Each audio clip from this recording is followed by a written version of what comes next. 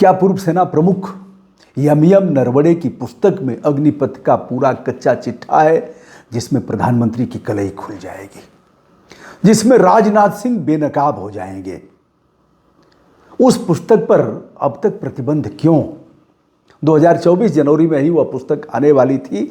हम बात कर रहे हैं मनोज मुकुंद नरवणे, पूर्व सेना प्रमुख, जिनका कार्यकाल 31 दिसंबर 2019 से 30 अप्रैल 2022 तक था। राहुल गांधी जिस पुस्तक का हवाला देते हुए सदन में चर्चा करने की बात कर रहे हैं, जिसे लेकर के दोनों सेनाएं आमने सामने हैं। राहुल बता रहे हैं कि इस पुस्तक में क्या है, और विपक्ष कह रहा है कि इस पुस्तक को प्रकाशित करने में दिक्कत क्या हो रही है, जबकि रक्षा मंत्रालय की सहमति और अनुमति अब तक नहीं मिल पाई है। क्या है आर्मी रूल्स 1954, इस पर भी हम बात करेंगे। और नरवणे की पुस्तक में जो कुछ चीज़ें छन करके आई हैं, उसमें क्या है।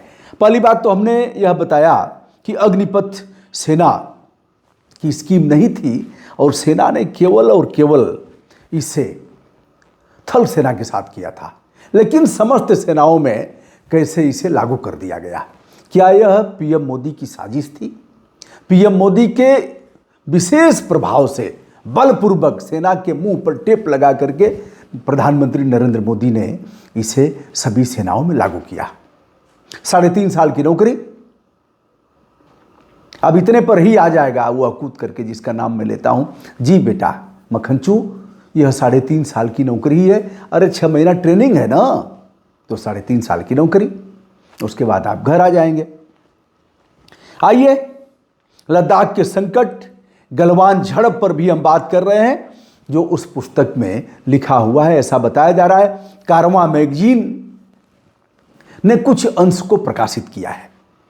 हम आपको ले चलते हैं 31 अगस्त 2020 की उस रात को, जब चाइना के 4 टैंक पैदल सैनिकों के साथ भारत की सीमा की ओर बढ़ रहे थे। 4 टैंक धीरे धीरे बढ़ रहे थे पैदल सैनिकों के साथ।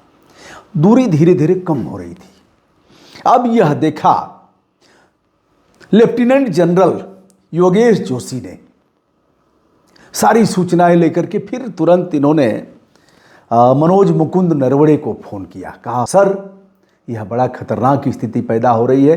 4 टैंक जो क्षमतावान टैंक हैं हमारे तरफ बढ़ रहे हैं, और यह पैदल सैनिकों के साथ लगातार पूर्वी लद्दाख के रेचिनलाह की ओर बढ़ रहे हैं।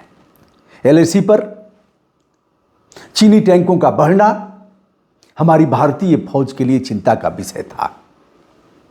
यम नरवणे इस मामले को लेकर के तत्काल अजीत डोभाल, बिपिन रावत जो सीडीएस थे, राजनाथ सिंह जो रक्षा मंत्री हैं, इन लोगों को फोन लगातार पिलाया। इन लोगों ने बात किया, फिर बात कई बार फोन घनघनाते रहे, हॉटलाइन से बातचीत होती रहे। राजनाथ सिंह जी ने कहा कि हम प्रधानमंत्री जी से बात करके बताते हैं।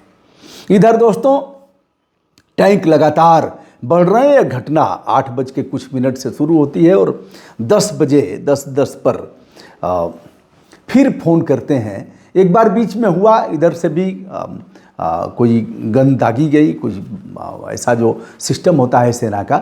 तो उसके बाद भी एक वार्ता हुई। वार्ता में हुआ कि कल हम लोग बातचीत करेंगे, फिलहाल हम टैंकों को रोकते हैं। लेकिन उसके बाद भी टैंक आगे बढ़ने लगे।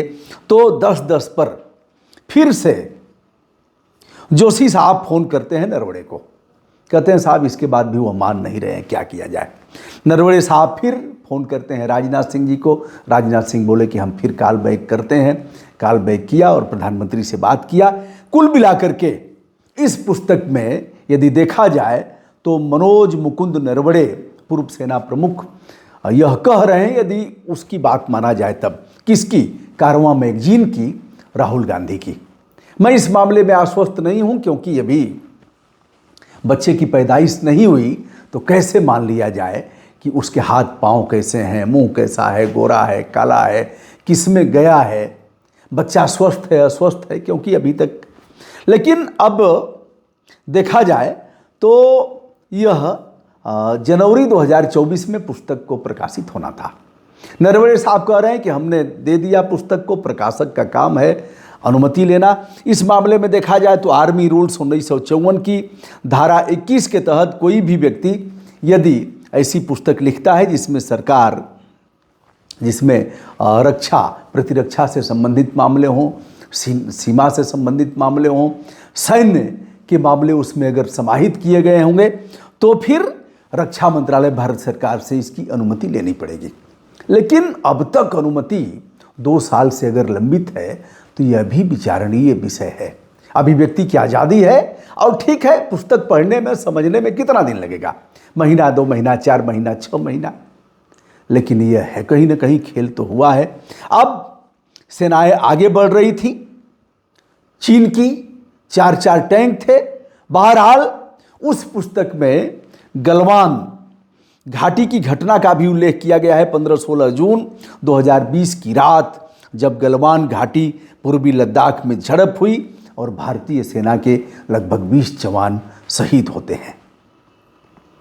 अग्निपथ में यदि तीनों सेनाओं ने इसकी सहमति नहीं दिया, उनकी रिपोर्ट का उल्लेख है यम नरवणे की पुस्तक में, तो सीधे सीधे मान लिया जाएगा कि हमारे युवाओं के साथ, हमारे नौजवानों के साथ सीधे सीधे पीएम नरेंद्र मोदी, रक्षा मंत्री राजनाथ सिंह, इनकी तो कोई चलनी नहीं है। अरे 2 ही की चलनी है ना, 2 ही साहब तो एक ही है, साहेब सो सब होत है, बंदे ते कछुनाए, राई ते पर्वत करे पर्वत राई माए माए। मानो भाइयों, आज रात 12 बजे से इतने के नोट बंद। अरे महाराज, किसने अधिकार दिया आपको? आप मंत्रिमंडल की सहमति से कुछ कहेंगे, कुछ करेंगे, लेकिन ठीक है, मंत्रिमंडल अगर टुटपुजिया है, यानी कलेजे में दम नहीं है कुछ कहने की, रोकने की, तो ऐसे ही होगा। निरंकुशता बढ़ेगी, तानाशाही बढ़ेगी और साहेब ऐसे ही मनमाने काम करते रहेंगे। बहरहाल हवा में गोलियां चलाया किंतु वह नहीं रुके।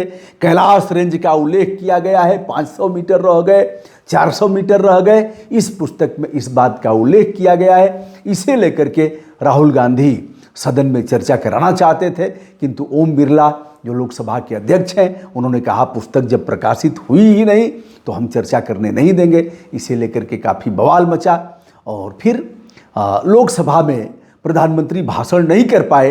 एक कारण यह भी बताया जाता है, ओम बिरला की ही बात माना जाए तो कुछ सांसद पीएम की कुर्सी के अगल बगल घेरा बना करके दिख रही थी। ओम बिरला जो माननीय अध्यक्ष हैं लोकसभा के, उन्होंने कहा हमने प्रधानमंत्री जी को मना कर दिया कि मत आइए, यानी कुछ भी हो सकता है।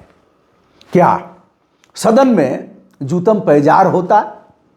क्या प्रधानमंत्री जी पर महिला सांसद आक्रमण कर देती?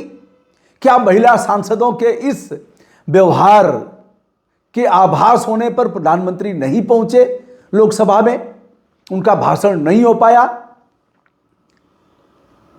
राष्ट्रपति के धन्यवाद प्रस्ताव का जो भाषण होना था वह नहीं कर पाए?